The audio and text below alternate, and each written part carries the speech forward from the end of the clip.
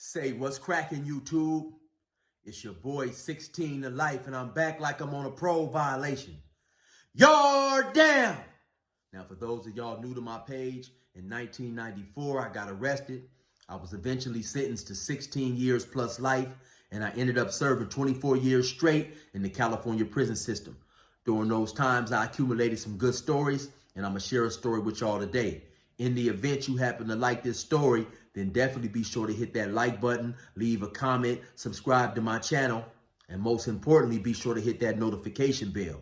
That way, anytime I drop a story, you will be notified ASAP Rocky, and you can hop on it whenever you're ready. Also, like I told y'all, man, I rap, so be sure to check me out. Don't get it twisted. The flow is nothing like Curtis Blow. I got a song called Never Gave Me Therapy that's on all major streaming sites. It's a video up for that on YouTube.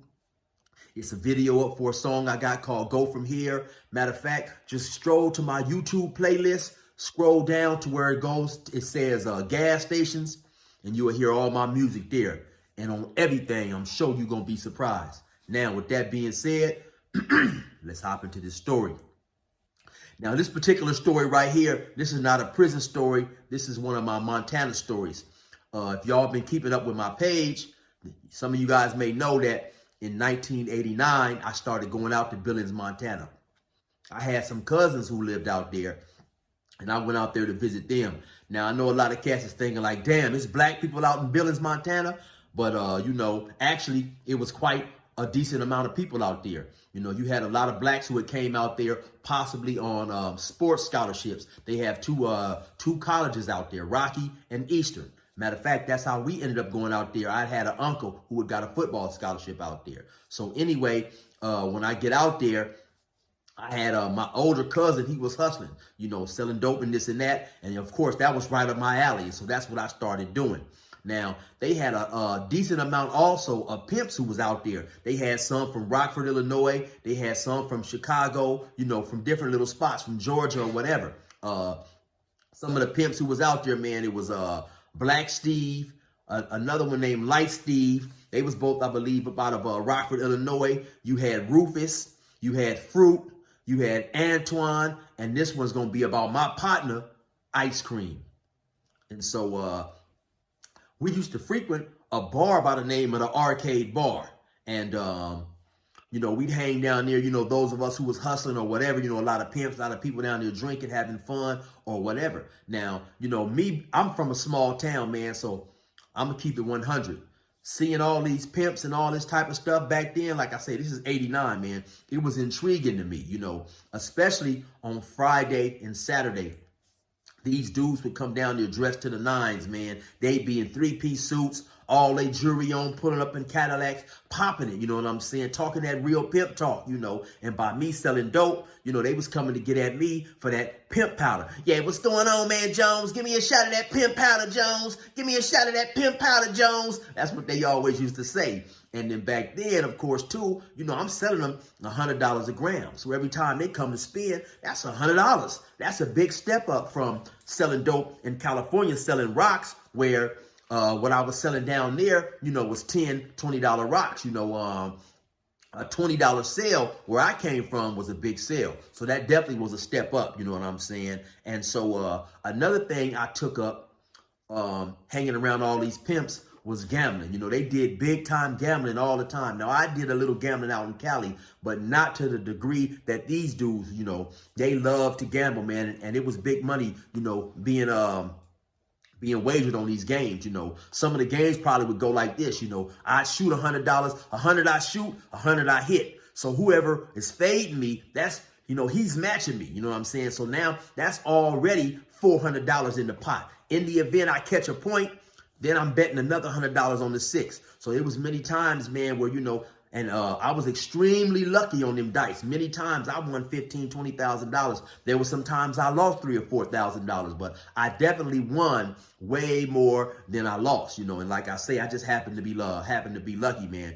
Now, By me selling dope too, I got to know a lot of these pimps. You know, like my partner Ice Cream, man, we was real cool. You know, there'd be many times he may see me at the bar early in the morning, maybe like 10, 11. He'd come over. Hey, man, Chili, man, they hit me over the head last night, the dice game, man. I'm fucked up, Chili. Give me a piece of money, man, Chili. Then I give it back to you. So I said, I mean, what you need, Creamy? I used to call him Creamy or Ice Cream. He used to call me Chili. Oh, man, give me about $500, man. I get it back to you. And he always would come and give it back to me, either later that day or maybe the next day. But, you know, back then, dudes always kept their word, man. There was another dude by the name of Fruit who was like the elder statesman or the elder spokesman for all these pimps. You know, I believe he was also from the same town. They, you know, one of those dudes that started pimping out there and probably called back home like, hey, y'all, what's going on down here? And a lot of them pimps migrated down there the same way I took some of my homies out there. And Fruit, so he may come through, you know, if there's an argument, maybe one of these pimps then bumped another one of these dudes' hoe, and they mad and upset. Now come on now, you know how they go now. Now come on now surrender that hoe's clothes. That's pimping. You know, buy him a drink and move on. So, you know, anytime there was a little argument or whatever, he'd solve it. And also, what was cool about him, he may slide through there. Maybe one of the hustlers or players or whoever had went to jail. Their bond might be $1,200. He'd come and get maybe $50, $100 from each person who was there. You know, all of the hustlers and players or whatever. He'd go around and get money from each person till he had enough money to go down and bail him out of jail. So, you know, back then it was some real player stuff. You know, my boy Ice Cream later on though. Ice Cream had started selling, he had started hustling, getting his bread that way too. So, you know, we'd be gambling, shooting dice, and he'd be talking about all the money that he had. And some of the pimps would be like, oh man, well, you know, it's a twist with your pimping. You putting a black eye in the game. That ain't pimp money. You know, they prided themselves on getting their money, you know, from their women or whatever. So, around this time too, Ice Cream had bought a limousine. He had a black and gray one, not the one I'm gonna put up in this video right here, but he bought that later on. But then he had a black and gray limousine, and we'd be chilling or whatever, and he'd come outside, and he had this dude by the name of James, and he pointed at James. James was his driver. James would run to the back door, open up the back door, we'd hop in and roll. I remember one particular time, he had one of his women up in there, and they got into an argument, and I don't know what it was about, but so he was telling her basically go hit that track and go get my bread. So when he opened the door to let her out, she said something slick and tried to take off running. So he jumped out and ran behind her, grabbed her, slammed her down. He started kicking her. You know, he had on them old pimp boots. And man, when I say he literally kicked her for about 4 or 5 minutes, right there on the major hole stroll, he was kicking her and kicking her. You know, his driver was trying to tell him to calm down, man, because, you know, periodically police be going past there. So, and she's screaming, oh, no, I can't breathe. And he telling her, ho, if you can't breathe, you wouldn't be able to talk. And he steady kicking her, man. And look, he kicked her so long, man, I thought he was going to need some Gatorade to replenish his electrolytes. But he was sweating and stuff, and so he finally told her, now get your funky ass up and go get that money. So she hopped up and ran around the corner or whatever. And so that was my partner, man. You know, we was real cool, and I was real cool with a lot of the other pimps too. So this night in particular, he happened, can't even recall how or why, he happened to show up at my house and wanted to gamble. And like I said, man, Ice Cream was addicted to gambling. If he wasn't gambling on the dice, he was around the corner at one of those bars playing poker with a lot of the white cowboys and stuff. He loved to gamble, man. And so, and one thing about him, he would lose every cent in his pocket. You know, he didn't care about losing it all. And so, on this particular night, we happened to be gambling. It's me, my homeboy OZ, rest in peace, and Ice Cream, you know. And OZ is really just side betting. And that particular night, Cream's luck was bad, man. He couldn't hit a point. And anytime I caught a point, I'd run off maybe 7, 8 points, you know. And like I say, we was doing big betting, man. So in the course of this betting, my homie OZ, he probably won $2,000 or $3,000 just side betting, you know. So we steady licking him and busting him up. Now, while we gambling, I get a knock at the door. It's another pimp by the name of Dominique. I had mentioned him in one of my other stories when my house had got raided. Well, I was at a friend's house selling dope, and he came to buy some dope. And once he went outside, the police was pulling up. So anyway, it was him, man. I used to call him Mr. Pass. This dude was an expert at the dice, it seemed like, or the most luckiest dude in the world, man, because he could roll any point on the dice. It seemed like at will. Whether he was rolling the dice up against the wall or shaking them out his hand and rolling them on a blanket on the table like we used to shoot. So a lot of times, man, he'd come over there with $20, $30, $50, and he'd turn it into $300, $400 easy. So I didn't like gambling against him because you didn't have nothing to win but a few dollars from him. And the dude would try to get all your money. And so, you know, he came over there at night. He done the same thing, man. He took the little $50 he had, turned it into a quick $300, $400. I told him to get on, man. What you need? What you need? So he bought a couple of grams. I sent the dude on his way.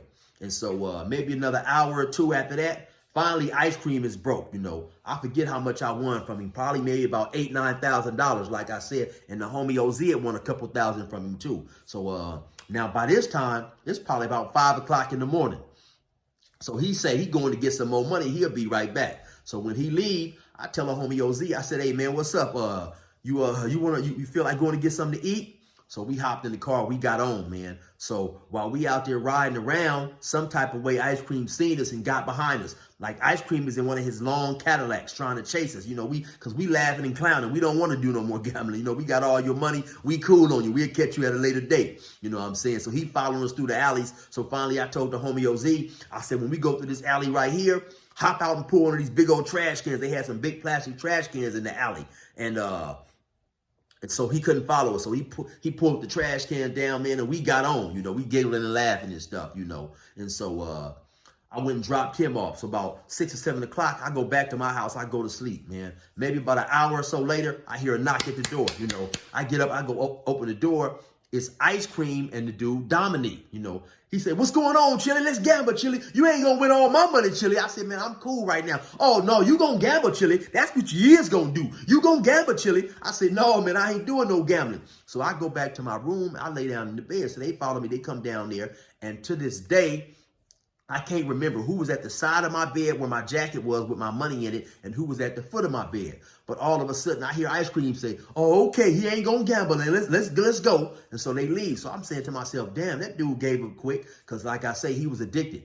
So about a minute later, when I get up to go close the door, I happen to look down and I see 3 or 4 $100 bills outside of my jacket where I had my money in my inside pocket to my trench coat. So I dig in there, all my money is gone. So I run outside real fast. I look around, them dudes is gone. I don't see their car, man. Listen, I'm mad as hell, you know what I'm saying? So now I'm calling him and stuff. He won't answer the phone. So maybe about 1 or 2 o'clock that day, I'm still calling him, you know. Now, Ice Cream happened to live on the outskirts of town somewhere. I didn't know where he stayed. But the other dude, Dominique, he stayed right across the street from the arcade bar in these small little studio apartments, you know. So I go down there, I knock on the door. Soon as he opened the door, I'm like, hey, man, what's up? Which one of y'all got my money? he played dumb. Oh, what you talking about? I said, remember, bing, bing, bing, bing. I just get right off on him, you know what I'm saying? They don't need to do no talking. Where my money at? So when I hit him, now he always used to keep a jacket on, you know, and I guess a shirt or two up under there, and it looked like he had some size. And like I say, I'm thinking I'm going to have some problems from him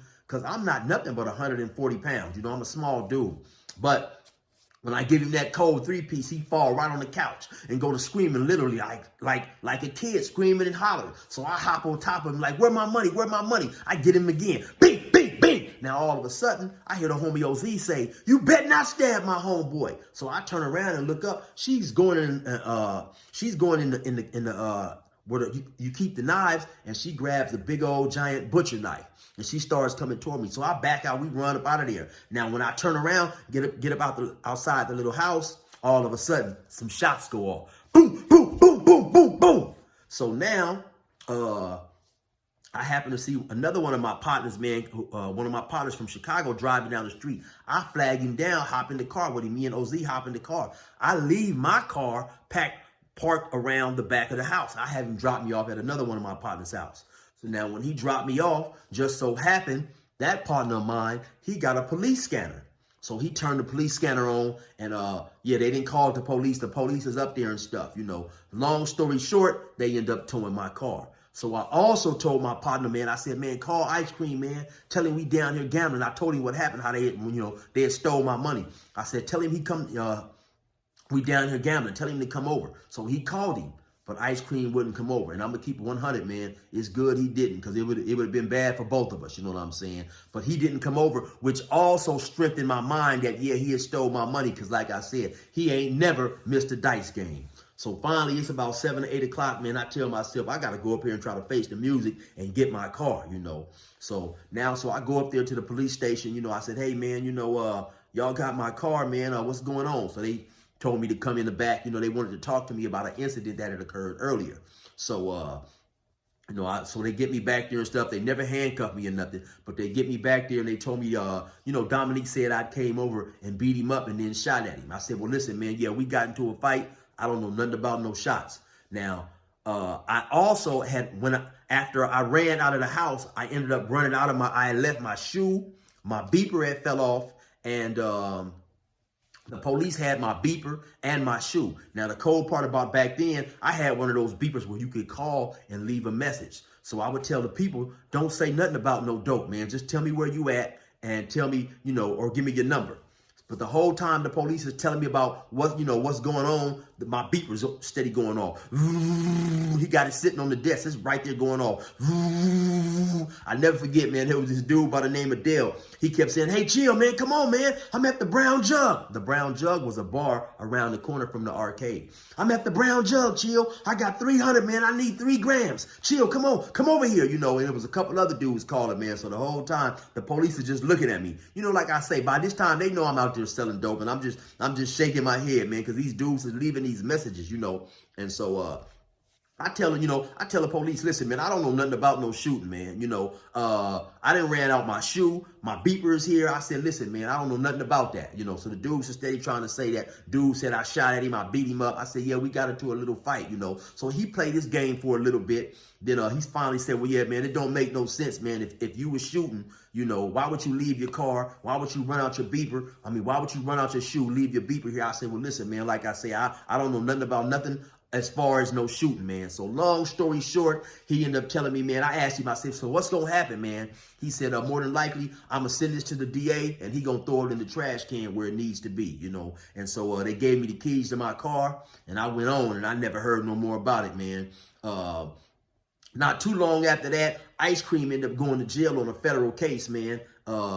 He ended up going to jail and stuff. And so, you know, we end up squashing it a little later on. As a matter of fact, when I went to jail, he used to go past a girlfriend's house of mine, man, and periodically and give her $500, $1,000, and, you know, send this to chill, man. So, you know, we patched that up. He ended up being a good dude, man. Matter of fact, I just talked to him about 4 or 5 months ago, sent him a few $100s. You know, he's still out. He back in Rockford, Illinois. He's gambling, doing his thing. He had ended up going to the feds for a long time, man. But yeah, that's the story right there about my partner Ice Cream, man. And like I want to say for the record, man, I didn't shoot at nobody and I don't know nothing about no shooting, man. But y'all already know what it is. It's your boy 16 to life.